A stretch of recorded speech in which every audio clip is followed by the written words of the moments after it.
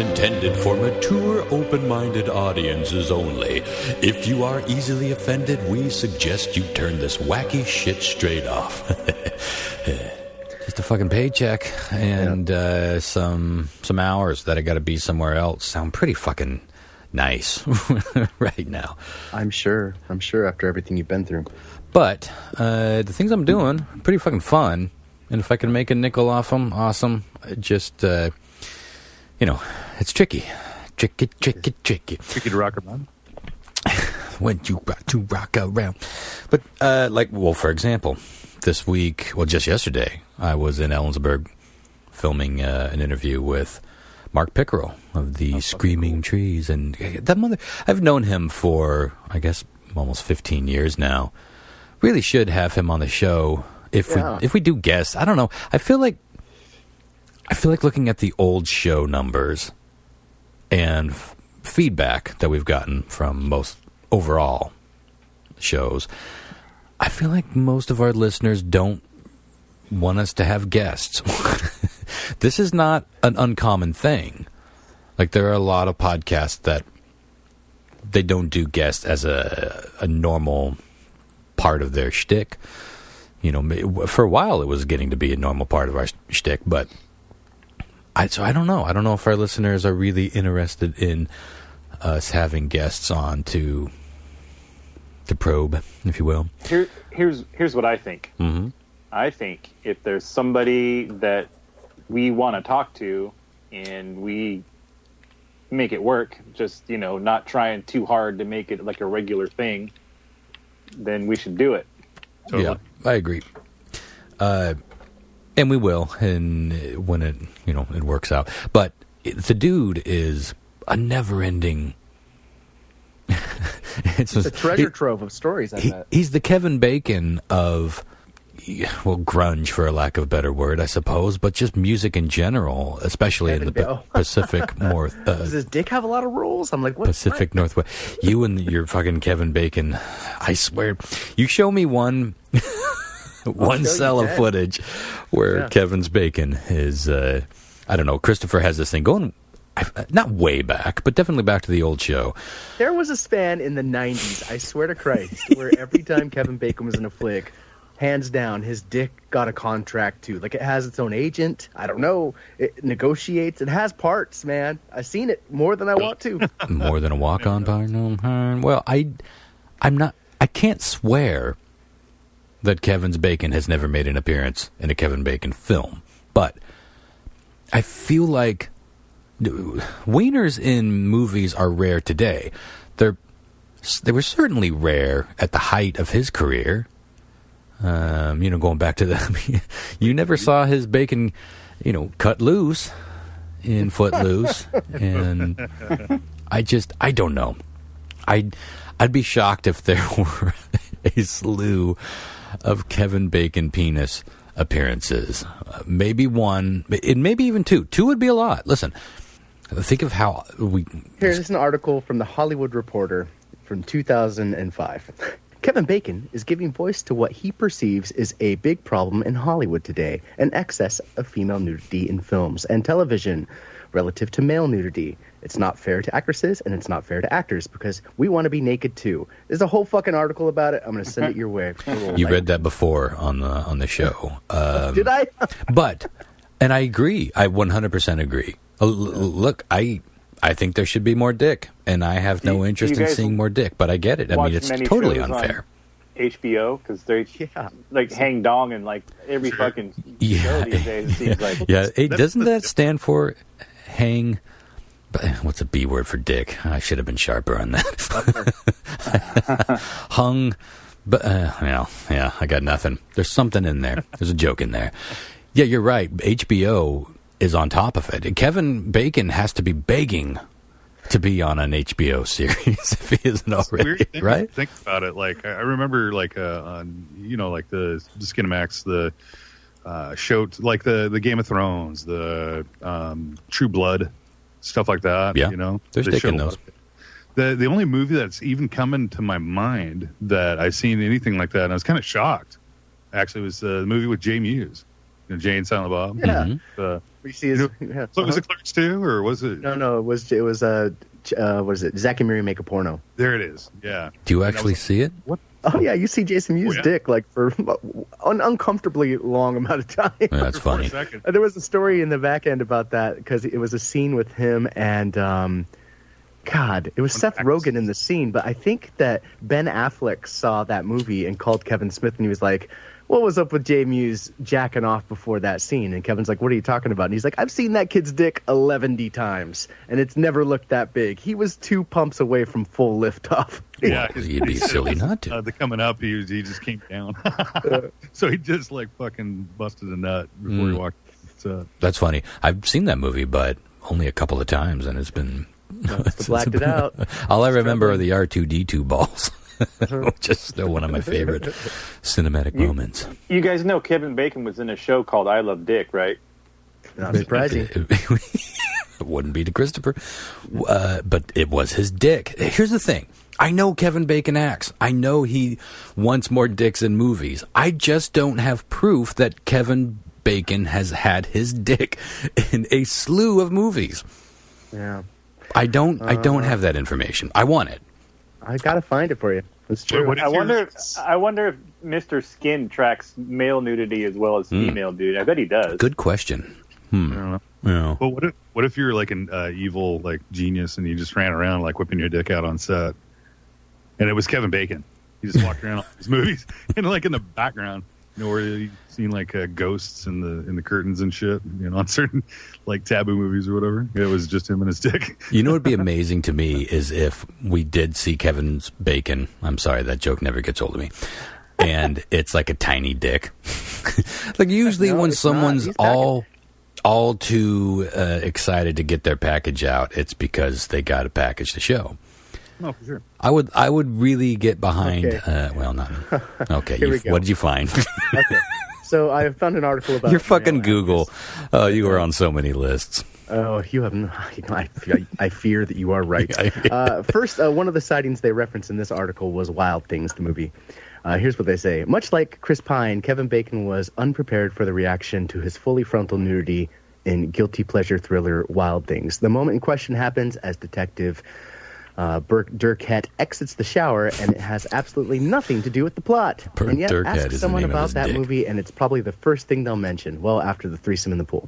Yeah, that's the first. That's the only thing I think of. I do not remember the full frontal. Maybe I saw the a rated version though. To be fair, though, Kevin's Bacon has been on screen so many times since that he's in on the joke. So I just gotta fucking find a list of Kevin Bacon. I gotcha. So he. Well, wait, did he know that his dick was going to be in Wild Things? Yeah. Mm-hmm. Oh, okay. Yeah. So do we have a count? Do we have I don't have that count of how many times? I've got a crew of people working day and night to find it for you. Clearly. Top men. Top men are on it. Top men, yeah. And absolutely, if you're going to go out in front of... Listen, we've talked ad nauseum that I'm a grower, not a shower. If I'm caught unawares... I look like a woman. Give me a few polls before I go out anywhere in pub. Yeah, absolutely. I'm with Jay Mewes on that one. Fuck. Anyways, hey, before we move on to anything, I wanted to say how cool it was to see all the photos from listeners that received new How Bizarre merchandise. That's right. That was fucking cool. It was cool. It was like it's almost as if they've been waiting for it for 10 years. We haven't talked about that on the show yet, have we? No, we took a week off immediately after I said we're not taking any more weeks off. That's 100% my fault. I was going to put up a rerun, and it's been nuts. But where do people go to get the said merch? What do we have for offer at this point? So we have 3 different designs. One's a cool little UFO. One is, what is it? Oh, there's the Meow Bazaar, the one with the cat. That's a popular one. Yeah. And then there's the one that looks like you're opening Pandora's box and all the spirits are coming out. I believe one of our listeners, Ben, got that one, and it didn't turn out very good against the black T-shirt. So if you're going to order that one, it looks like it would probably print much better against the lighter colored shirt. Yeah. And he got some stuff. If you before you order, go on, try to find that initial post we made on our Facebook page, because Ben was really helpful in showing how things looked, how they fit. So you may want to adjust accordingly. Yeah, I saw that Cynthia got the Meow Bazaar shirt, and it looked great. The next test will be, throw them through a couple of loads of wash, because we want to know. I mean, if these things aren't holding up, we'll go with a different company. But it's one of these things where we don't do the merchandise. We just send logos and stuff, and you guys order them and tell us if it's good or not, because these things aren't all created equally. So we do appreciate the feedback, but. I'm sorry. Do we have a snappy address yet? I don't think we do. We should maybe do a tiny URL. Go to our Facebook and you'll find the link for it. Or is it T Republic? I can't even remember now. I think it's tpublic.com, and if you go there, you can just search for How Bizarre or How Bizarre Podcast, and we'll show up. How bizarre. They do have coffee mugs too. I'm waiting on mine still. Yeah, who did someone? John Mark's professor. Yeah, one of my Yeah. professors from design school. How is it? How's the mug? looks great. I'm excited whenever it comes. That dude both looks like a professor and somebody who would listen to this show. I enjoyed and maybe that a picture. spy's boss. I don't know. Yeah. Yeah. I got another email concerning that, but I'm going to save it for our usual once every now and again. But so I think these people, I can't remember the names of the people that initially emailed that genius theory, but I think they might have started something. And now people are, like the Wizard of Oz, Dark Side of the Moon thing. Started as coincidence, and it's like, holy shit. But then when you get like 100 people looking into it, then they notice every little thing. I think people are going back and finding some interesting peculiarities concerning one John Mark Pitts. Mm-hmm. I don't understand. Why does he have two names? He must be What's the what kind country you wanna move to? What kind of monster needs two names except a spy? Say that again, Chris. Sweet boys. Where do you want to move to, John Mark? Scandinavia or Scandinavia? Norway. John Mark, be there, baby. Come back, baby. I'm here. Am I here? Can you hear me? Yeah, Where do you you're want to back. move to? What's the goal? Oh, Norway. Oh, Norway. How's the coronavirus outbreak looking over there? Just curious. I haven't heard about any. I haven't really heard anything about that in that part of the world yet. What if he accidentally answered in Norwegian? Yeah. Like, I got him. So we never really pushed on... Now, we asked why you would want to go to Norway, like why specifically Norway to some degree.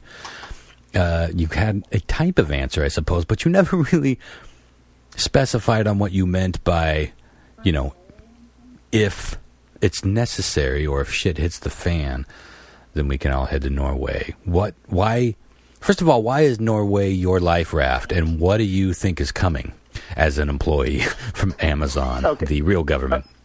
Okay, so I chose Norway because I've always I have a Scandinavian background, Swedish and Norwegian. I don't know what's more prevalent, because it's like when you go back far enough, it's like who fucking knows, right? Right. So there's that. Like I would say, probably the majority of the music I listen to, I'm really into, comes from Norway. Yeah. And the country, while it might be at this point in time, anyways, more wintry than I usually like. I like winter all right sometimes, but there's certain things about it that I don't like. So it's like it seems like an odd choice for me. But I don't know. All the pictures I've seen of that country just look amazing.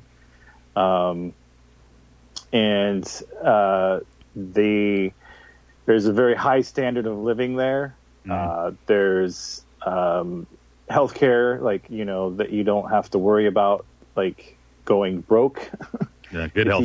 If you need to get something done, there's a lot of, benefits to the people, the citizens that live there. And I figure that so the reason that I decided that I wanted to do that was because I'm not really happy with just the way this country seems to be going, both like politically, socially, just all of it. Sort of over it. And if shit hits the fan, I want to be somewhere where I can actually feel like the country and the government gives a shit about its people at all, and they're not out there just like sowing destruction wherever they feel like it because that's what they do kind of deal. Yeah, well, I do like the idea of a small country. Not in terms of... well, it's funny because the U.S. is fucking huge. Like, real estate-wise, population-wise, the way that we're broken up into all these kind of mini countries, 50 of them, for fuck's sake. 2 of them don't even touch us. Well, I guess one of them doesn't touch. Yeah, but it's just, the U.S. is insane. And there are so many subcategories of the government. And so when you start talking about things like reform of any kind, that there's no such thing. There's no one step to take. It's like, how many things do you have to burn to the ground before you can even start to rebuild something in a different ism, or avoiding isms in general, whatever that looks like. We talk about a lot of other countries as if they are peers in a tit-for-tat sort of way. But, look at England. Move England on a map as if it were a piece of puzzle and drop it somewhere in Texas. You could put a few Englands in Texas, and that's one state. This place is too fucking big. So I'd like the idea of one of these smaller countries, smaller governments, more manageable amount of people, a more accountable... fiscal accountability is impossible in this country. I don't care how much you want it, what you do to try to get it. Fiscal accountability and responsibility, it's never going to happen because there are too many avenues for money to just disappear. But a smaller country with a smaller population and maybe a different government structure, I'd like to think that there is hope out there beyond the good old US of A, but fucking hell, I'm so uneducated and untraveled that I couldn't even guess. I would feel... I haven't even traveled outside this fucking country except Canada. And that was pre-9/11, son. I know nothing of this world. I know nothing of this fucking world. Yeah, that's the truth. I was raised by people that don't travel. Like, traveling for us was, driving 8 hours to Montana to see my grandma. That was like a big trip. I was 23 years old when the first time I ever got on a plane, and that was to go to Las Vegas, and that's still kind of the farthest I've ever flown, that length of a flight. So I don't have this travel... I have this travel interest and want and desire, but I don't... Like so many things that... I'm not saying that this is all down to what you're taught by your parents or your family, but I do know a lot of people that travel all the time, and they were traveling they were going to like Europe when they were 5. Like, I know people like that, and so they just kind of kept it going. I never really started that. So here I am, like, at the ripe old age of 44, and I'm still like, I wonder what it'd be like to go to Europe. It's like I'm one of those guys, and I don't understand how I'm one of those guys, because I feel like I'm pretty adventurous and pretty outgoing and not a reclusive or a shut-in. But my type of adventures, they're all sort of me-centric, and I think that might be part of the problem. It's like I haven't branched out beyond me doing art or me doing music or me running a business. You know what I mean? It's like I think I sometimes forget to just turn the me part of me off and realize that I can go explore and just be in a different place. Well, I think that belongs to 2 different mindsets, because like I know people that went to abroad to backpack over Europe for 2 years and then come back, and it's just like, how the fuck, because I'm a logical mind.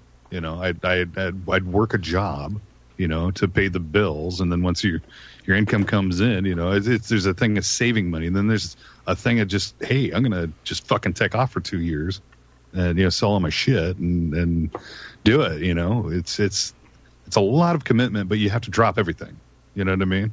Well, you also have to be you have to be committed to doing that, because there's actually people that make their living traveling around and writing about it. Actually, when I decided, you know what, I'm going to learn Norwegian and move to Norway possibly, I started doing a bunch of research, just what's that like to move to Norway, and what's the feasibility of an American, moving there, and what do you have to do and all this stuff. And I stumbled across this. It was like a travel blog of this young lady who had been all around the world blogging about it, and that's how she started to that's how she started earning her income, was getting, sponsorships and what do they call them, the links, affiliate links, and just things like that. And she started making money.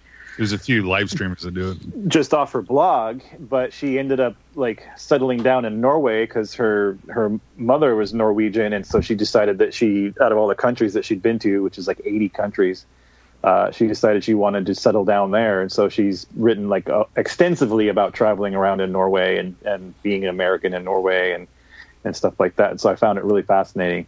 So you can make, and that's how she makes her living, is just doing this blog. Sure. So, I worked with a guy that worked at our part yard. He was just a travel guy. He would load up the truck, drop off materials on your job site, and he saved up money, and he was going to write a book. And so he decided to go to China, and where he was at, apparently he didn't need that much to live. He could live throughout a full year on under $1,000. So that's what, and he saved money, and that's what he was doing. Yeah, we're sociable pretty much everywhere. So if you get integrated with any little community, you'll find someone to let you crash on a couch, but there are ways to do it. But even if you're going about it in a traditional, not a 2-month backpack that turns into a couple years, which it often does, people fall in love with where they go, and they realize that there is a completely different lifestyle outside of the U.S. I have had so many friends do that when they traveled to Ireland. It was supposed to be a 2-week trip to Ireland. They're like, no, I'm home now. So send money and goodbye. I believe that's with a lot of places. I don't think it's just necessarily the states, because I think there's different living, atmospheres in different states that are more appealing to, others, But the United States is crazy too, because you could be fed up with your town and move 100 miles away and be in what you would consider paradise. The cities, the towns and the states can vary vastly, even though we're all under the same structure of government, the same financial system, and basically life isn't crazy different from one town to the next, but it's the little things that we really fall in love with or that rub us the wrong way. When you find a spot that feels like home. Sarah and I were just talking about this. She's got a couple places that outside of Wenatchee. She's not terribly in love with Wenatchee. And I'm not either per se, but I've never found anything outside of Wenatchee that I was like, God, I really wish I could live here. It maybe Bend, Oregon, 15 years ago, but it's changed. That's the problem with this, is places are always changing. But so it's I haven't found a thing that I felt like, well, this is where I need to move to. I hope that if I do feel that at some point, that I won't be, that I won't make excuses to not do it, because there are real reasons to not do it. Being a homeowner is a real anchor on some levels, but it's not, I could walk away from this house. I could sell it even super below market. I got it so cheap, even with a couple of refinances and fixing it up over the years. I'd still be able to walk away with a chunk of dough in my pocket, and then I wouldn't have it. I wouldn't have it as an anchor. Part of that sounds amazing, and part of that sounds like, why the fuck would I get rid of this house? Yeah. And it's so me, and it's the only house I've ever owned. I've lived here since I was just a few years north of being a teenager. Mm-hmm. So, yeah, I'm so envious of people that didn't just park it when they were like 19, you know? Like they went somewhere. I don't care if it's 200 miles away to go to college or backpacking in Europe. Like they went somewhere, they moved around or they experienced things. I just kind of went to fucking work in the mailroom of the Wenatchee World and parked it here and got married and found myself 10 years later divorcing that person, and here I was with the house, and then, you know, do you know how many motherfuckers I know that are your age that are so fucking boring, like that just aren't doing cool shit, and all you do is cool shit, man. Like, you may have parked it early, but you put it in gear later in life, dude. Come on. Yeah, no, I'm not complaining. I like my life, and I think my life is interesting. It's I would like a little more stability financially, but maybe that's my curse, is that I get... Sometimes they don't go hand in hand, you know? You can either live like a kooky, wacky, interesting life and pursue all your little things and just not necessarily be able to make the bills on time every time. That's the trade-off. I don't know. I feel like my lack of focus has been a big problem because, like you said, I have done a lot of things. Maybe I should have done a few less things, but it's hard for me. I'm a curious mind, and that's why I said I'm surprised that I'm still at 44, that I'm still so untraveled. But you know, I find myself in these long-term commitments, whether it's a relationship, owning a house, owning a business. It seems like every few years I feel like there's a window for me to conveniently escape from. And something, maybe just me, purposefully manifesting something that keeps me from going out that window. I don't know. There's a lot that I've been pondering lately with that. Of course, I mean, radar station going away, there's no question, was my third divorce. And one of the weirder ones. Like it had all the things, though. It had all the earmarks of a divorce. Like I still can't go around that building. You know how when you've been with somebody and you live together, even if it's only for like a year or two in an apartment somewhere, and then you break up and then you move out, and then after things cool down a bit, couple months or whatever, you go back to get your last box of shit. In my case, it was a box of Mystery Science Theater tapes and a dartboard. That was all my earthly possessions in my first major breakup when I got kicked out. But, you know, when you go back and it's like, oh, she's moved things around and it smells different and there are different things up on the wall, that sort of thing. I just can't get myself to go around that building just yet. I think that's a big part of my healing process. At one point, I will walk into that space with, and maybe I'm making a bigger deal out of it than it will even be when I do that. But the roller coaster of emotions and my whole fucking life has basically been put into that goddamn place. And so to have it just yoinked the second that it's all getting going, you know, that has put me in a weird place. But one of the benefits of that, and there's one thing I'm really good at, that's in finding, I probably don't come across as a terribly optimistic person all the time, but I think ultimately I am. I feel like I am when it matters. Like when shit is really fucked up, I'm really good at finding how to utilize it, either through art or bettering my world. My world's pretty rough right now. There are some cool things happening. There always are. And, you know, the magazine's still going. And a lot of the groundwork for other projects that I've done are starting to take hold a little bit. But it's a slow burn.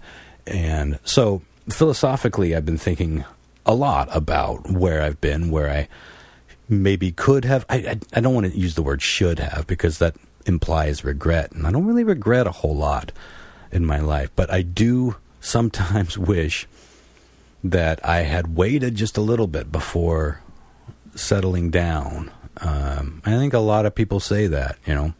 That's a very common thing, I think, as people get older. And certainly when they're older and approaching like the end of their life, that's a very common thread. You don't hear many people saying they wish they would have pursued a better career, or the wishes are usually pretty simple and pretty universal.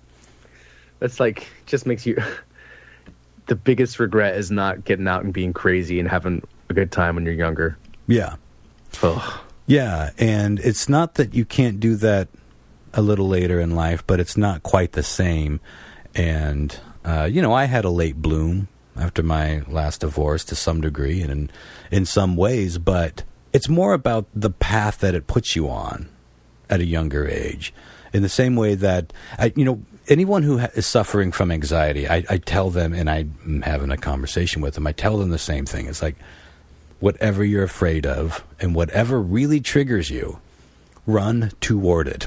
It's my biggest piece of advice, and no one wants to hear it. And some people act offended that I even suggest it. I'm not belittling the realism of that anxiety. Trust me, I suffer from it daily.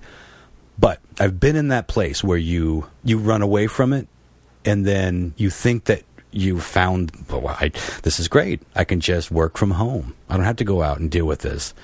Or, I miss making music, but the stage fright was too much. The pressure, whatever your fear is, whatever that is for you, we all have an opportunity to get it out of our life or try to make it work for us. And the best parts of my life were when I've worked through those fears and made it to the other side, because the other side is never just like this big open field where you're like, I'm here.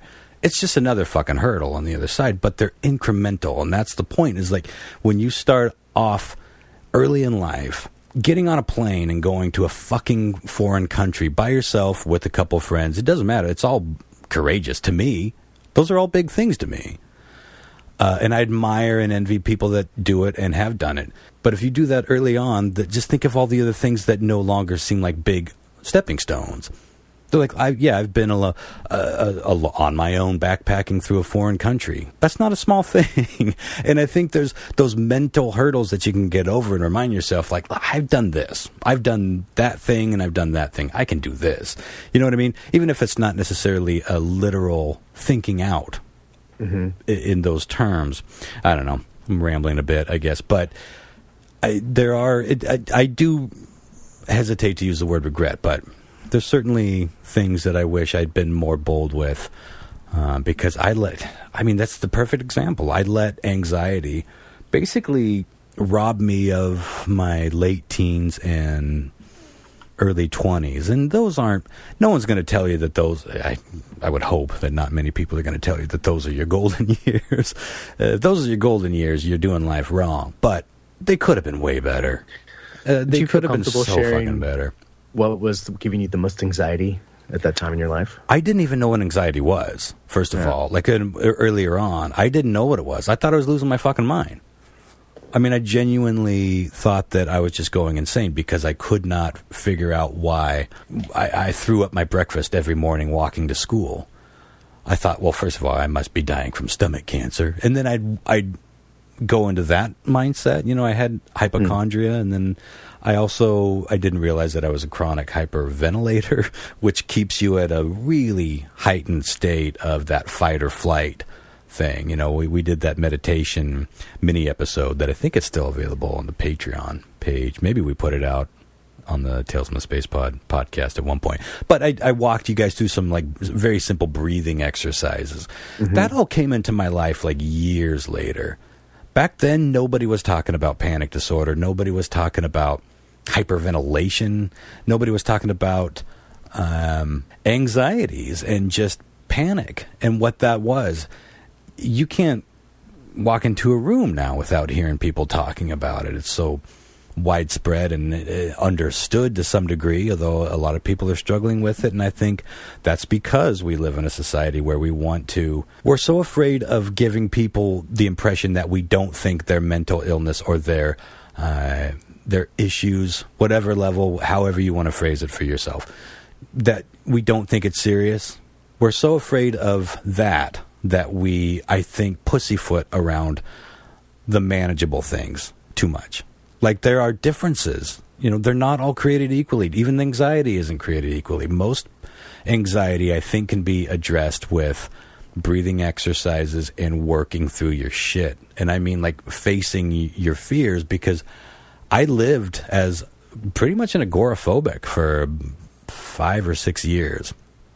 This is wild to me, because I don't recall ever knowing this, and it doesn't seem like the Ron I know. No, I bring it up from time to time. I mean, I don't know if I've ever brought it up on the show or with you guys, but it doesn't come up that often, because it's kind of like this empty period in my life.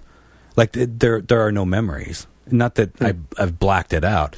It's just that, do I really need to have recorded me playing Super Mario Brothers 3 and cranking Rush for the 6,000th time? That's what my life was. I was just holed up in my room. I'd get the second I got home from school, and this lasted all the way until out of high school. But what started pulling me out of it was getting my first job. That was the simple step. And it's all these steps that seem so fucking huge at first, and then you get 30 steps into it and you look back at step 1 and you can't even process how difficult that was for you at the time, because now you're like, you shit step 1, son. Like, because you beat it. And it doesn't mean that you can't slip back into it, and it doesn't mean that you're cured of anything. It's just this: if you are prone to anxiety and these kinds of fears, and you psych yourself out, and you have an active imagination and all the things that I had going against me and with me, if I was utilizing them in the proper way, then you can walk through those checkpoints and just keep it going, or at least keep it in check. And until you do that, though, you haven't made any advancements. And I know a couple people that have been suffering from pretty bad social anxiety, and they both quit their jobs, got on disability, and now they just basically hang out at home. And they celebrated about being able to do that. And I didn't want to say anything to them and bring them down when they were celebrating the fact that they could live the kind of life they want, because first of all, you never know. I mean, I don't know how they're going to go on to live, but I feel like I've seen enough evidence to know that they're going backward. You can make up checkpoints behind where you even started, if you feel me. Like, you can make things so much worse for yourself by catering to your fears instead of working through it. But 100%. It's a hard thing to do, though, especially the first few steps. And especially if you're enabled. I mean, if you're enabled to not do anything about it, you're not going to do anything about it, and you're just going to live life that way, And your life could be so much better, Yeah. And like for you, you are regretting that you didn't travel enough. You're in a situation where you could travel. Yeah. I can't hang out and take a week off. Even though I'm disabled now. I can't take off a week and go hang out with Chris. Yeah.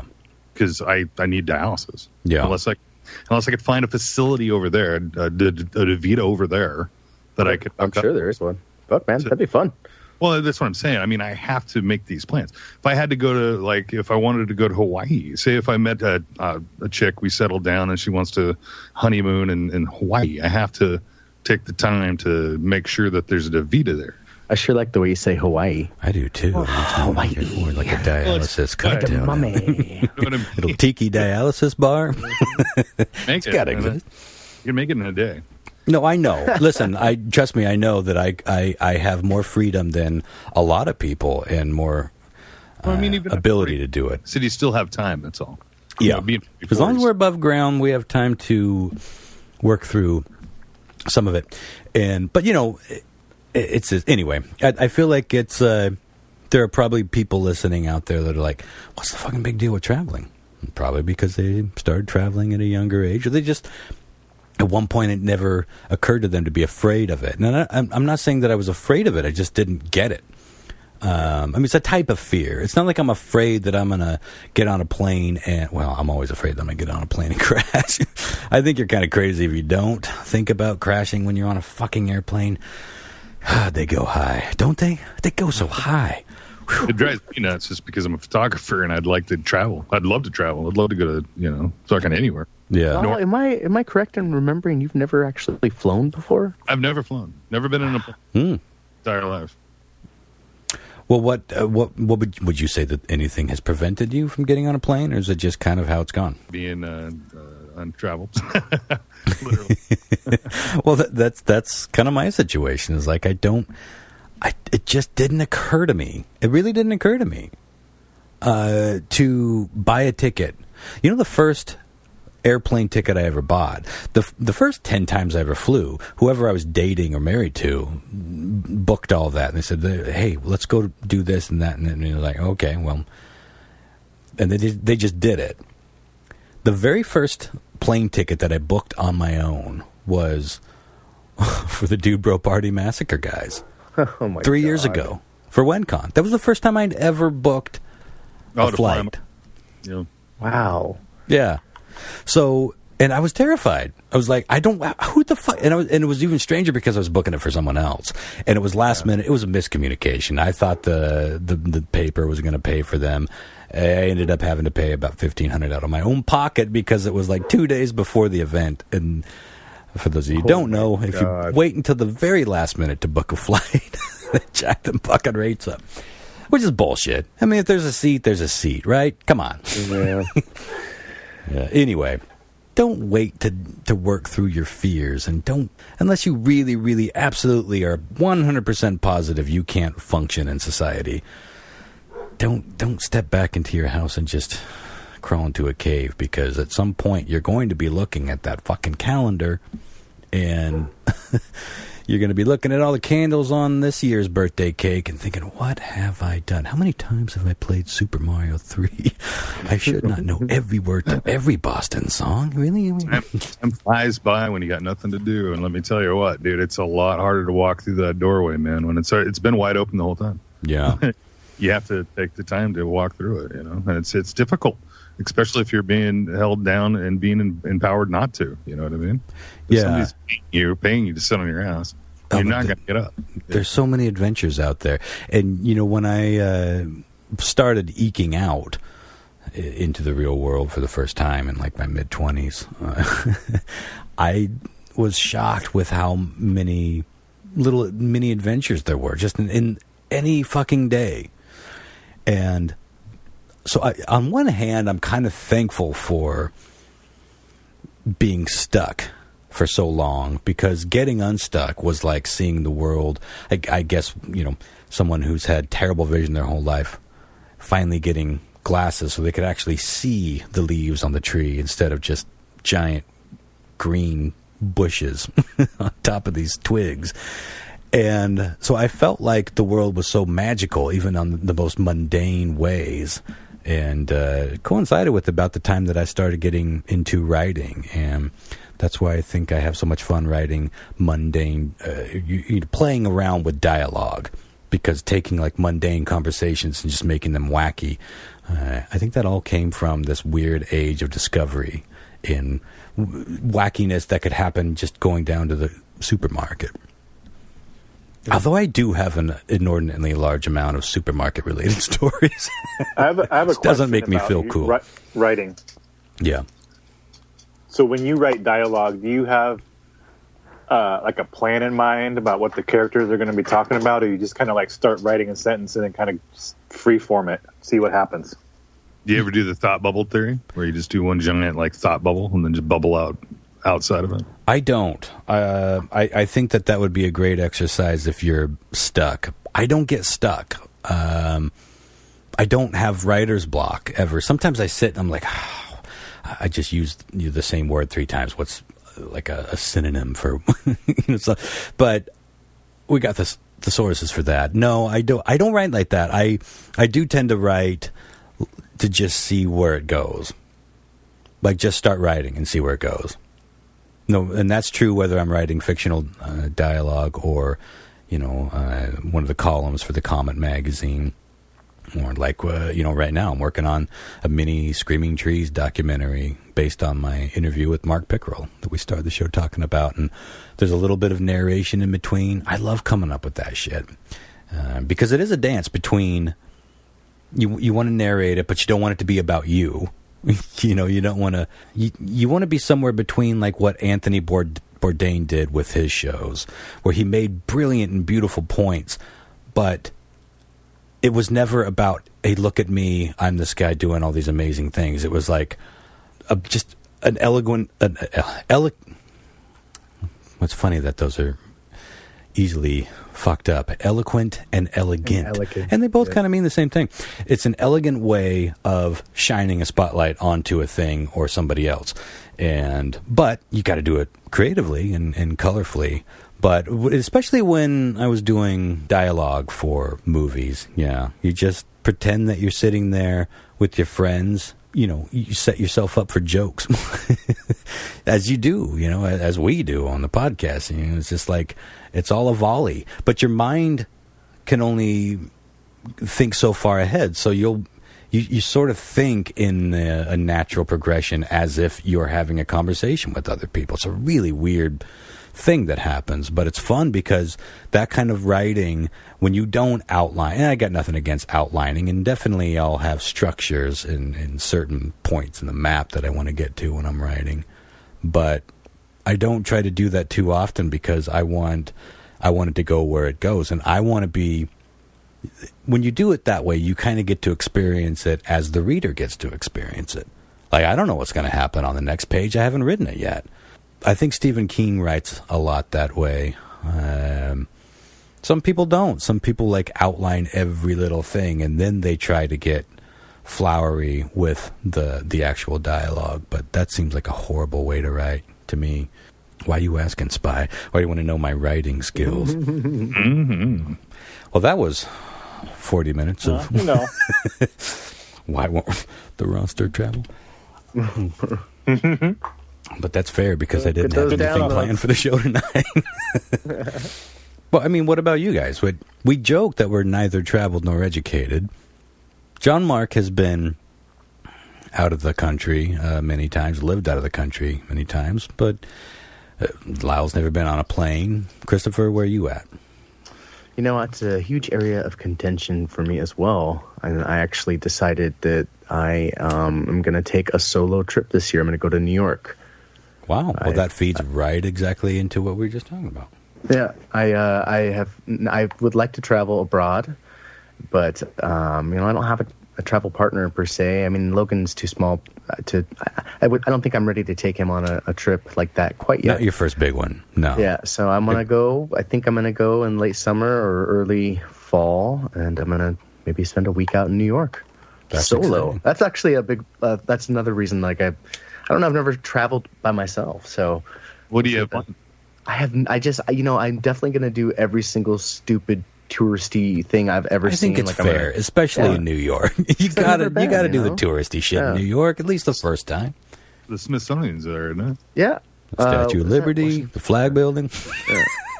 So, I don't know. Flag building. The Ghostbusters office there? I don't know, man. I'm going to do everything. I'm definitely going to go to Statue of Liberty, Times Square. I want to go to Ground Zero. You know, I've just spent so much time visiting these places virtually. I'm ready to actually see it. You know? I would try to squeeze by Casey Neistat's office. At least walk by and see if you could catch him skating. It's like, what's up, brother? Maybe I will. Who's that? Casey Neistat, he's a YouTuber. Mm.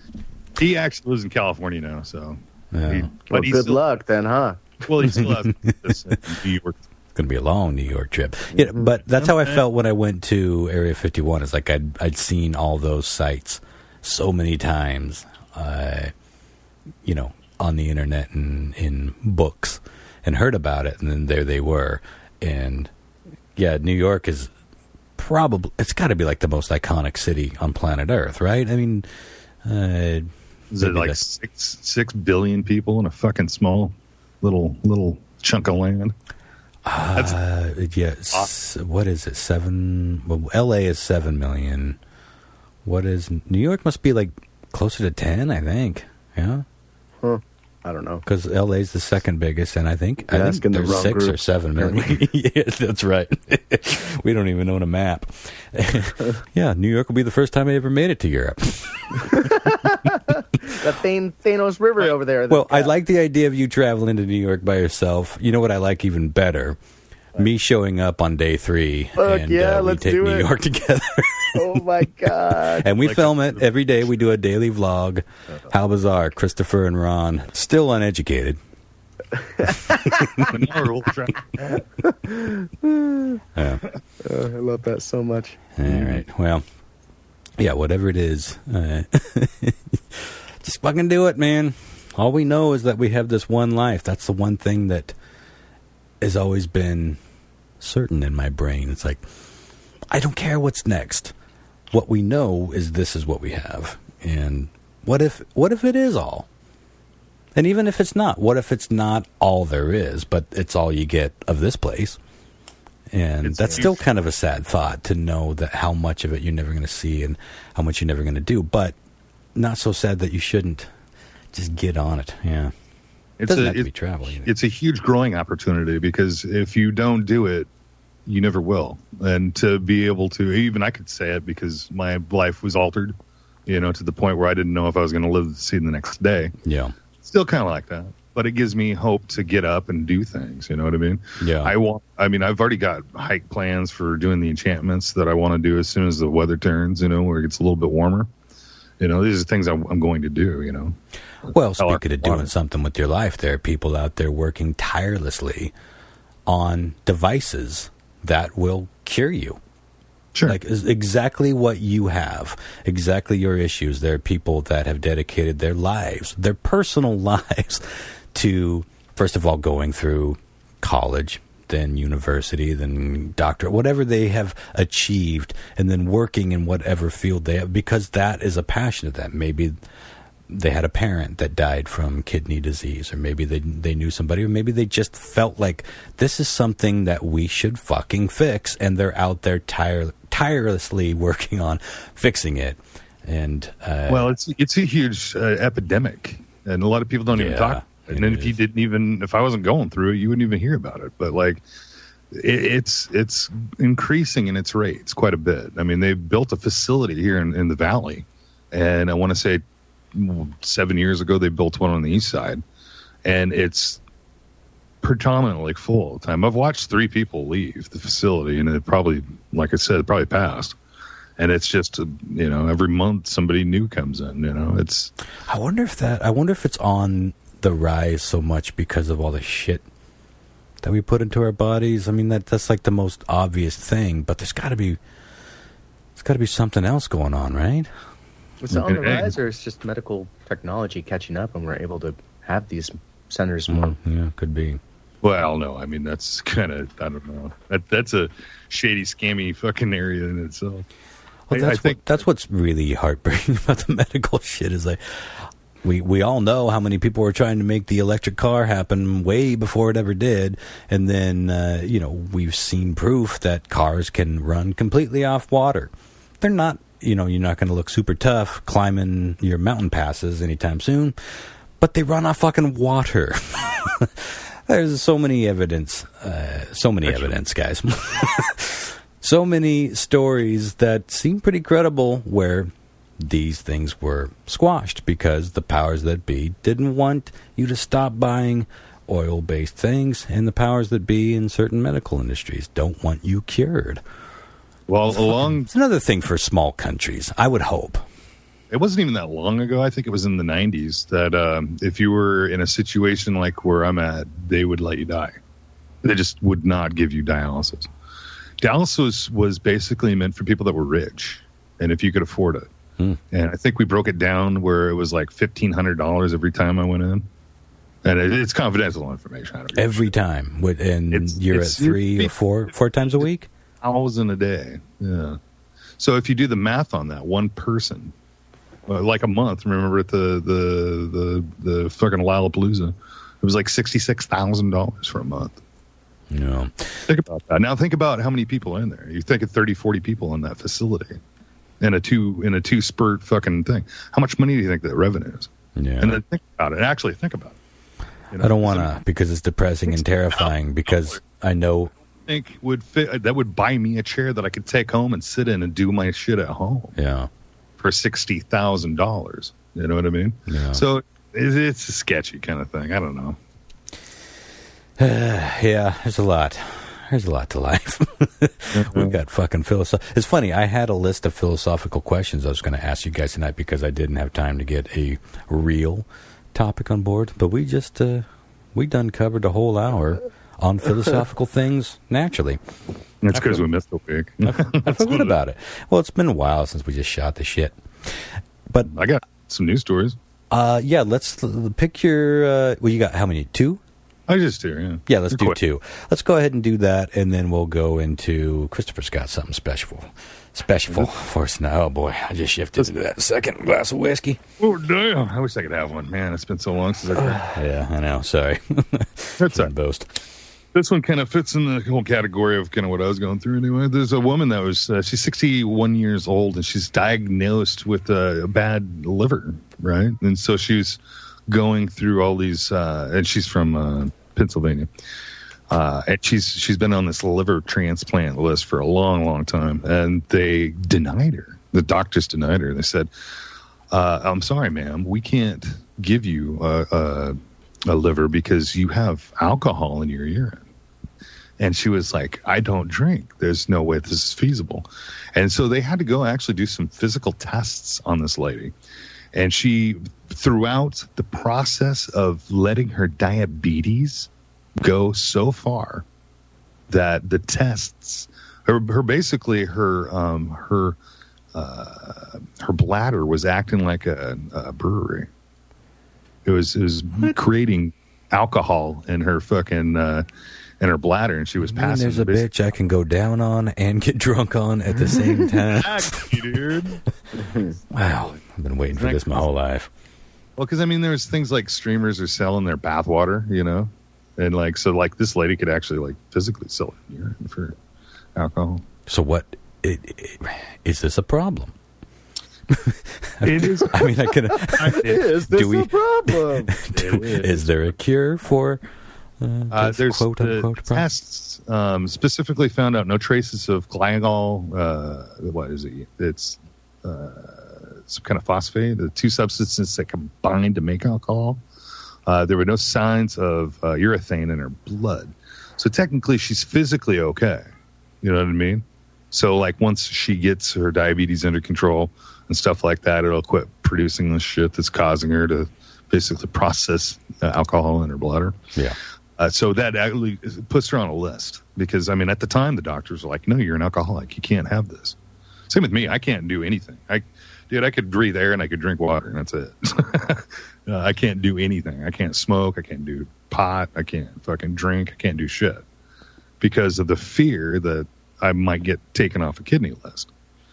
I'm sure she was in the same situation with her liver. So then the doctors denied her. They said, you can't have it because of the alcohol. So she had that all fixed and in control, and probably in the process of getting a liver. So it was pretty cool. Wow. Fascinating. It's weird what our bodies can do. Yeah. Oh, Man, if I could make my own, well, that'd be the end of me. I'd be dead in 2 years, let's be honest. If I could make my own booze. If I could suck my own You could just booze be tap. agoraphobic again, you know? Yeah, so, you know what? Fuck what I said. Don't go flying. Just suck booze out of your dick. Stinger. Man. The second story was a fucking creepy story. So this paranormal investigator, he's sitting there doing this investigation in Evergreen Cemetery. It's in Spring Hill Township somewhere. And it was about 10 o'clock in the morning, and he heard this voice coming from the shed. And there's a big mound of dirt in the shed. And it's a lady. And she's like, help, help, I'm buried alive. And so he like, what? Freaks out, calls 911, and he didn't even wait for the cops to show up. He starts digging in the shed, trying to pull up all this dirt that was mounded dirt. Didn't find anything. And the police department showed up, and they basically scoured the whole area and didn't find any sign of any person there.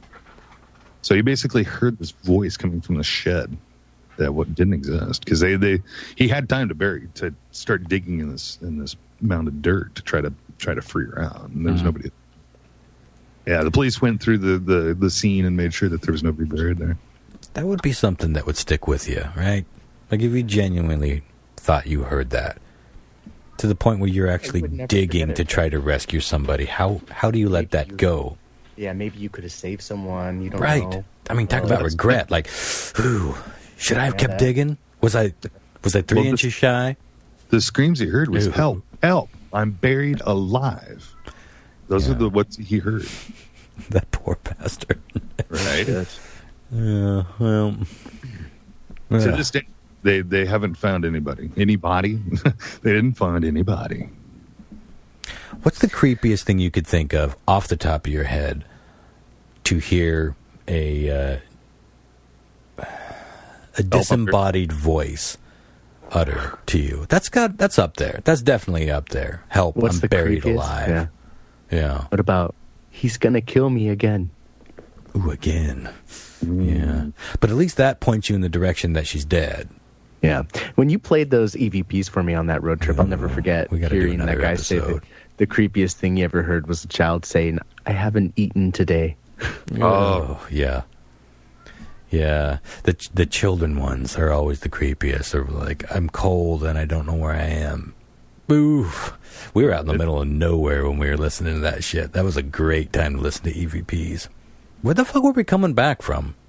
Did we go to a show out at the Gorge or something? We were on like a little road trip. Yeah, that was Soundgarden, I think. Was that the Soundgarden, Mastodon, Meat Puppets, Queens of the Stone Age show? I still can't get over that fucking lineup. I know, it was amazing. It's like a mini fucking festival. Good Lord, what a great show that was. Like everybody was on point, right? Like every band sounded great. Yep. Unbelievable. That was, God, yeah, last time I ever saw Chris Cornell. All right, guys, I have a fun list game for you here. I like these. Yeah, I think they're fun too. So I clued you in earlier to give you a little time to think. But what we're looking at here is the top 100 entertainers of all time. The greatest entertainers of all time. Now, this could be a musician, an actor, a director, somebody that just created something you love. The list goes on and on and on. But usually they're going to fall in one of those categories. I think this is going to be hard, but I also feel like I think I might know who number one is. After that, I think this is going to be hard. So I'm going to say here, I'm going to take only answers from the top 20. So if you get one in the top 20, it's worth points. Love it. We're going to do 7 rounds a pop and see how you guys pan out. Now, I do believe that the Ronster won the last quiz. So he's going to go last. He's not going to get to pick the first choice. John Mark, you're going to go first. Lyle, you're going to go second. And Ronster, you're going to go third. Are we all ready for this? Mm-hmm. All right, hit me, John Mark. Johnny Carson. Bam, son. Interesting. Let me see here. Johnny Carson was number 102 on the list. What? Okay. Wow. Yeah. That tells us. I would never have thought of Johnny Carson for this list, but that does help. Huh? That does help. Brilliant fucking entertainer. He was man. What was I going to say here? Minus points. So for he's me. negative. So John Mark is negative 102. John Mark gets no points for that. Yeah. And I did say this to the guys too. The top 10 greatest entertainers of all time on this list are all dead. I would hope so. Yeah. I'm going to go with one of the all-time awesome and suspenseful entertainers of Houdini. Oh my God. Very interesting choices. Too. Houdini didn't make the list. Sorry. He vanished right off. As if he disappeared. Maybe we need to define entertainer. I don't understand what's not entertaining about I think Houdini. I did musician, both those actor, fucking creator, something important. Go all over. Well, I'm shocked that no one guessed. Well,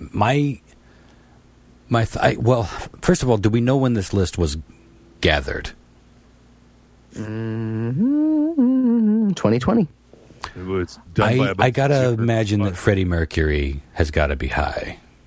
Freddie Mercury, number 2 on the list. Oh, that was my guess for number 1. Interesting. Coming out swinging. And I think when you hear number 1, you'll be like, oh, yeah, okay. Yeah, okay. Okay. Is it my guess now? It's your guess now. David Bowie. Give me a moment. I know he's on here for sure. No, yeah, he should definitely not be anybody you have to scroll toward. Well, it gets to the point where the top 20 is ridiculous, so I have to actually search. David Bowie was very low. He was on the list at 187. What? You know what? Adjust your expectations for sure. This list is fucking bullshit. It says voted by people. I mean, that doesn't say a lot. People. I know. Agreed. This list is designed. John Mark Quick. Fuck people. I'm going back to my country. I think when you guys hear the top 10 and probably top 20, you'll be like, oh, okay. Okay. Yeah. I'm still under the impression that this list was done by a bunch of Zoomers. That's Generation X. We all know Zoomer. that one of the top 20 Excuse me. would be definitely Jimi Hendrix.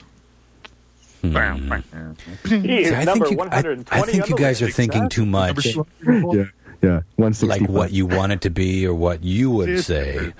You got to think what pop culture audiences are saying right now. And the reason I felt so strongly about Freddie Mercury is because of the biopic. And I wouldn't have said that 3 years ago. The movie came out and everybody's seen it and was like, oh my God, he's the best. I think Ron's onto something there. What's your next pick, Ronster? Elton John. Because they also just did a biopic on him. Did he die? Oh, no. God damn it. Yeah, 229. Well, although that could still be in the 20. 229. Wow, it's just so weird because every guess we have that's someone in a similar genre and that's someone in the top fucking 5 is 200 points away. It's like, what the hell? Okay. It's time. Oh, okay. You get an idea there, buddy? Well, maybe. Okay. John Mark? Oh, for fuck's sake. Just thought of it. I know you thought of number 1 just now. I did. Michael Jackson. Yep. Number 1. I just fucking thought of it, motherfucker. You know it. But you beat it to me. I have 1 point. reverse it. Yes. That's worth 20 No, points. you got 20 points, motherfucker. I got 19. Got the Holy Grail, sir. Okay. I'm gonna go a little down south and say, since my baby left me, I found a new place to dwell. That's got to be top 5. Motherfucking Presley. Number 5 on the list. Elvis Presley. All right. Ronster. Good Lord. I'm tempted to go. I don't want to call them all musicians, but the word entertainer to me brings up a certain type of performer, and that John performer Holmes. was that's an entertainer. I'm going to go with Frank Sinatra. Frank Sinatra, excuse me. No, one more time. Frank Sinatra, number 3 on the list. Holy shit. There, buddy. Yeah. Okay. Well done. All right. Yeah. Then I might do okay. John Mark, we got 4 more chances, buddy, and you're doing not too bad. Shit. Well, I can't whiff. Whiff. Let's see here. Isn't it crazy that it took 2 or 3 rounds to get to Michael Jackson? 2. Yeah. That is a no-brainer. Well, I mean, Shimon. Freddie Mercury should be 1. We can all agree. I mean, in this list. Yeah. But entertainers. I get it. Entertainers. God, Michael Jackson was everything when I was 6, 7, maybe all the way Is there? up until... I mean, it has to be people, right? Like an individual person, not like You would a have been band or- You would have been everything to him at that age too. I would have let him beat it.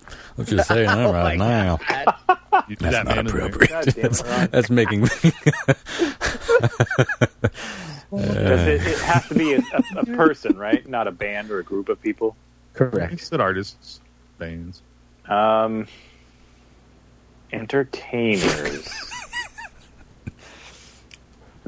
Top 10 is all dead. Who's bad? Prince. Damn. Ooh, yeah, he was on my list. Yeah, I was going to put him there too. Prince. That motherfucker can perform, Number man. 10. Nice. I'm happy with that. That makes sense. Prince is one of those guys that I never really appreciated until, and I hate to even admit it, but like I didn't really appreciate it until he passed. And when he passed, it started, re-listening to like a lot of it and being older and being more educated in like the music and stuff. And like, Jesus Christ, dude. Jesus Christ. Oh, have you ever seen that dude ripping on the guitar? Yes. It's fucking insane. No one ever talks about how good of a guitarist Prince was. Jeez. It was unfucking believable. Yeah, that dude was a fucking magician.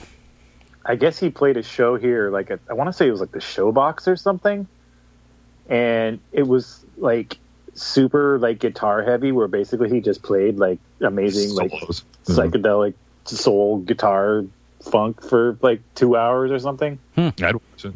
Fuck yeah. That'd be damn. amazing. I wish I would have been at Got that the show. Showbox? I think so. I just seen Prince at the Showbox. No, Yeah. I really can't. Not a bad seat in the house. I gotta say, I only really got into Prince when when Kevin I Smith. covered a Prince. No, God, I love those stories. But when I was in my Foo Fighters cover band, we covered the Foo Fighters version of "Darlin' Nikki," and yeah, and so I was like, this song is fucking great, and I had to go, download the original. So I anyways, learned a few songs too after he passed, like "Purple Rain" and all of this. Yeah, and it's funny because Prince is a lot like Bowie, where you hear that name dropped all the time and people act like they're huge fans.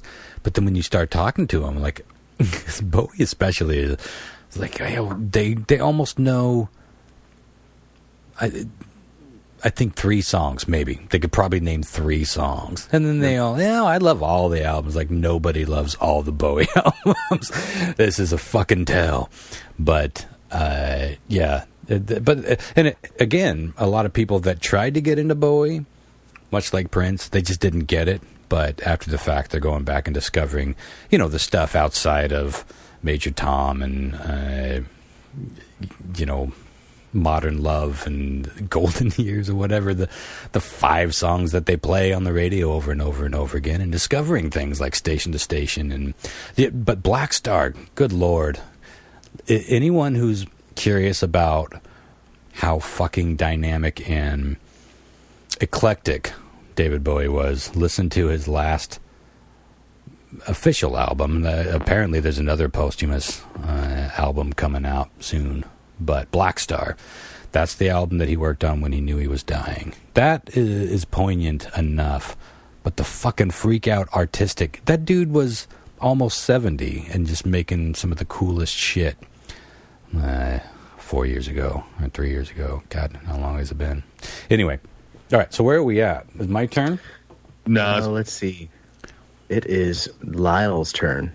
I'm going to go with an old man, bald, and had a silhouette, and go by the name of, what was his name? Shit. Alfred Hitchcock. Alfred Hitchcock. I was going to Now, That's the best entertainer. there's such a build-up. Interesting choice. Well, didn't you just choose Elvis? Yeah. Yeah. What did I choose after he chose Elvis? I got a really I old don't feel like I went. No, it definitely was his turn because it went back around to John Mark, and then we got into a diatribe. So Alfred Hitchcock is on the list at 129. Not going to get any points this time, though. But okay. I like where your head's at. Interestingly. Okay. I might like where his head's at, too, then. Though I'm going to take a cue on that. A name that never would have popped into me until then. Let's go with Quentin Tarantino. The modern... Well, no, I wouldn't call him the modern Alfred Hitchcock. But to some people... At least he's there's only so many filmmakers that people know, like everyone knows, right? Can you do an Alfred Hitchcock? Because I was trying to do it in my head and I couldn't think about it. Good evening. Join us today. I can't do it without going into droopy. Hello, folks. Tonight you're going to see a woman murdered. Won't it be scary? I can't even do it without hearing the fucking... MGM cartoon music on top of it. Anyway, is there how are we looking on QT? Not good. So good or no good? It's not in the top 20, I'll tell you that much. Oh, God, I keep forgetting that this. Okay, I got to start focusing on. Oh, all right. I do actually think. Where are we at score-wise? Can we... I can tell you guys what. Let me know if I should even try at this point. So after 4 rounds here, we've done 4 in entirety. John Mark got number 1 right and number 10 right. Lyle got number 5 right. And Ron, you got number 2 and number 3 right. So I believe you're in the lead at the Prez. Damn. What was number 3? Oh, we've got 3 more rounds of fun here. Okay. Let's see how you do. All right. John Mark. My turn? Mm-hmm. Liberace. Oh, my God. No. He's going to say right now. No. He's probably on the list. I would doubt top 20. Yeah, it's certainly not top 20. Yeah. Did you see that biopic? No, I'm kind of afraid. Yeah, you should be. I mean, it's good, but it's hard to watch. Anyways. It's not in the... I don't even believe it. It's shit, and so is this list. So I'm going to say Kanye West. Oh, God. He's not in the top 20 either. Liberace was 204th on the list, by the way. Yes. Okay. Well, it seems to me like it's all like yesterday's votes. Like it's like Zoomers. Stop saying Zoomers. Jesus Christ. Yeah, no. Kanye West didn't make the list. I'm really happy about that. I keep fucking up and thinking that I'm trying to hack the system. I think you guys are going to hear the top 20 and be like, oh, yeah. Oh, yeah. Mm-hmm. Okay. Oh, yeah. Mm-hmm. Well, I keep forgetting that it's not the top performer. It's the top entertainer. There is something. Every time I think entertainer, I think like fucking dancing and singing and dancing. Yeah, like Al Jolson in the gang. That's not my pick. Well, the greatest, often thought to be the greatest dancer of all time, Fred Astaire. He's got to be on the top. Well, no, not with the Fred modern. Astaire, number 6. Fred Astaire's number 6. Mm-hmm. So it wasn't the Zoomer list. That's Who's ranking this? That's a baby boomer if I ever heard one. I mean, this is Ranker. I mean, this is by voters. All right. Okay. The people, Ron. Yes. Okay. Well, the people have spoken. I'm going a different direction. Here, let me give you. There's a little snippet here. Perhaps I should have read to you beforehand. It says only individual people, no bands or group acts. Okay. That was good though. It was a good one. Okay, John Mark. Entertainer. Fucking Shirley Temple. Oh, for fuck's sake. Well, if fucking Fred Astaire was number 6. I got... Oh, no. Well, Maybe. Okay. I can't find her on the list. I'm just trying to think of people's names that I know because I don't fucking know who thinks who's a good entertainer. Oh, yeah. God, I just want to... There's things I want to... Okay. All right. I'm only going to go with people that I could fucking imitate, apparently, now. So, great. This guy sounds like this. He goes... You fucking guys are crazy with all your questions and bullshit. Christopher Walken. I was going to guess. John Travolta or... Oh, okay. Whoa. Are we making actual guesses here? So John Mark didn't get... Yeah. Lyle, you're guessing Christopher Walken. He is not in the top 20. I can't find him elsewhere. I'm not guessing John Travolta, by the way. Okay. I was guessing the... John Travolta. Oh, yeah. So weird. So weird. Oh my God. I had one.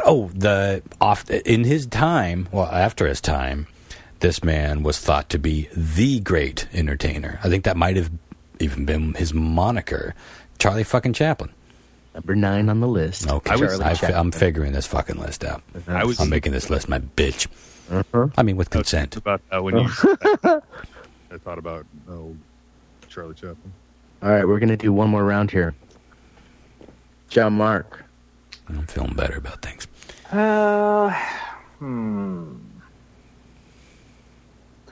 Trying to...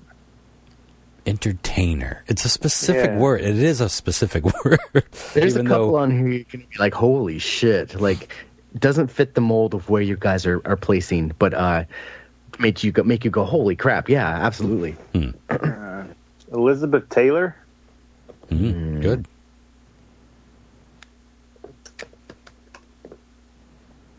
Tap tap tap tap.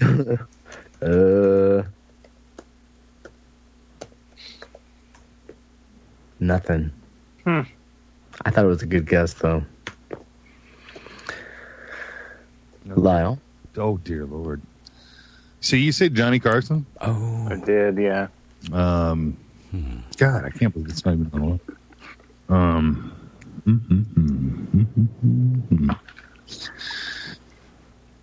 I'm gonna go with Jack Nicholson. That motherfucker does entertain. And he's an entertainer. I can't find him, and he's not in the top 20 for certain. Bummer. Zoomers. There's only one more. Zoomers, man. There's only one more that I am confident that is anywhere on that list that's coming to my brain, and that is James Brown. That motherfucker worked harder than any entertainer I ever saw. The hardest working man in showbiz. Let me see here. My backup guess was Bob Hope, but I'm going with James Brown. James Brown was 23rd on the list. Bob Hope was 21st. That's so funny. No, I think would have gotten you points, but still pretty good. All right, you guys want to go through the top 20 here? Yeah, Sure. I think I did it. Let's do the top 30. At number 30, Ed Sullivan. I was thinking Ed Sullivan, but the thing is like he just had the show. He wasn't really the entertainer, right? Like he just facilitated. I mean, you turn on a television to be entertained, right? Yeah, the Ringling Brothers weren't running the circus, but they were entertainers, I suppose. 29, Aretha They Franklin. were running the circus. 28, Tina Turner. 27, Janet Jackson. 26, Sean Connery. John Connor. I'll take the rapist for $400. That's therapist.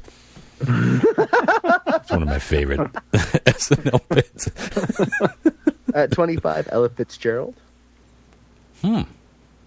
Wow, interesting list. 24, I don't know how to pronounce this. Luciano Pavarotti. Pavarotti. 23, James Brown. 22, John Wayne. Oh, 21, Bob Hope. 20, Walt Disney. yeah, similar. 19. He wasn't doing. He's not a song and dance guy, but you can't tell us he didn't entertain us. To this day. 19, Robert De Niro. 18, Peter Sellers. 17, Harrison Ford. Damn, Indiana Jones. Harrison 16, Ford. Huh. Yeah, 16, Stevie Wonder. Oh, that fine motherfucker. Yeah, good performance. 15, Steven Spielberg. They're motherfucker. 14, Lucille Ball. Oh, yeah. Boy, that should have been obvious. Yeah, see, that's what I'm saying. Some of these are really good. 13, Marlon Brando. Yeah. 12, Inconsistent, though. Marlon Brando was inconsistent. He wasn't always great. 12, Al Pacino. Al Pacino's always great. David Letterman be on there. 11, Chuck Berry. Really? Yeah. Oh, yeah. He definitely deserves a pantheon. Well, yeah. Blues? Oh, fuck. It's like B.B. King. Damn, dude. What was the story about? He owned a restaurant and there was like hidden video cameras in the women's bathroom. Yeah, or he liked to piss on women or something, wasn't it? Maybe I'm confusing story. Yeah, I think you There's are some. not. Isn't that R. Kelly? No, well, yeah. It's not only R. Kelly. Chuck Berry as well. Yeah. 10, Prince. 9, Charlie Chaplin. 8, Sammy Davis Jr. Oh, good one. Yeah. 7, that motherfucker, he worked his ass off. 7 was Robin Williams. Oh, huh. 6 was Fred Astaire. 5 was Elvis Presley. 4 was Whitney Houston. I don't know if I agreed with that, but I don't know. Best in pop culture, sure. Yeah, maybe. That And then girl you guys was got huge. the top 3 were Sinatra, Mercury, and Jackson. I'm going to do some quick math here, but I can tell you right now that Ronster won. Yeah. Lau came in second. I'm surprised that I won that. And Lau came in third. So congratulations, Ron. I'm adding this to your tally. Yeah. Well, once I realized, once it was clear that this was going to be classic friendly, that switched my thinking. Yeah. Yep. Because I was originally going, I guessed Elton fucking John. Yeah. Well, that was fun. I like these ranker list games. Yeah, me too. Let's keep them going. Maybe we should bring that, something like that, to the video portion. Yeah, for the Comment magazine. We'll figure that out. Anywho, let's get on out of here. I do want to mention before we do that I have started I can't remember if this was mentioned on the show, but Christopher and I are working on doing a video segment that's about 10 to 15 minutes. We don't know if it's going to be... It's not going to be weekly, but it might be bi-weekly. It's going to be part of an ongoing series that I'm starting to do. For those of you who don't know, I put out my own magazine called The Comet, which is a Central Washington-focused arts and entertainment magazine.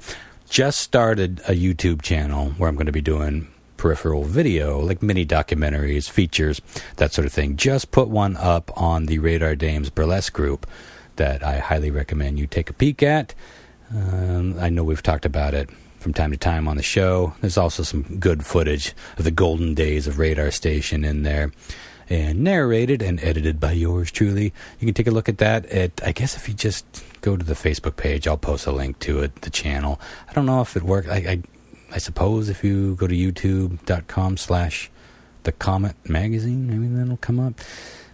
It'll be my channel. There's only one video up there right now. That's going to change in a couple of days. But actually, by the time this comes out, I might have the Mark Pickerel episode. So if you're a Screaming Trees fan, a Nirvana fan, Foo Fighters, Dave Grohl does come up in the conversation. Like I said, Mark Pickerel is the Kevin Bacon when we've come full circle.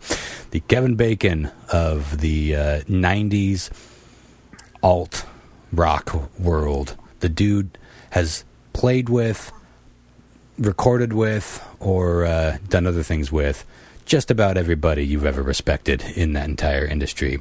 He, we all know the Nirvana unplugged version of Lead Belly's Where'd You Sleep Last Night? The reason Kurt Cobain worked that into that set list is because he was in love with Mark Lanegan's version, which he and Chris Novoselic and Mark Pickerel put together for Mark Lanegan's first solo album, The Winding Sheet. One of many factoids you will learn, if you didn't already know it, when we talk to Mark Pickerel in his little record shop out just a bit west of Ellensburg. It's a fucking fascinating interview. Check that out. That'll be coming soon. Other than that, if you want to support the show, every little bit helps. $1 a month. If just a third of our audience gave $1 a month to keep this train a-rolling, we could buy new equipment. We could do video podcasts.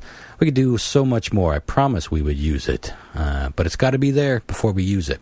Just a couple bucks, $5, $50. Just if a third of you gave us $50 a month, you can do that at patreon.com/Tales from the Space Pod. And we appreciate all of you who continue and have never wavered from supporting the show via Patreon. You are our heroes, and we thank you. Tune in next week. We shall be talking about 9/11 and what a tale that will be. And then we'll get to Christopher's visitation of Ground Zero, where I surprise him with some terrible wiener joke. Twin Towers related. It's like your teeth. Wow. Your Twin Towers, you get it? I do indeed. But thank you for reiterating, driving home. The only difference is you could fly a plane through these Twin Towers. Too soon? All right. This joke is going down like Building 7. All right. Tune in next week if we have a show. Night, guys. See, we got a box cutter this out, guys, okay? I was going to say something along the lines of parting the sea, but like, Well, that's as close as we should probably ever get to an actual 9/11 episode, clearly.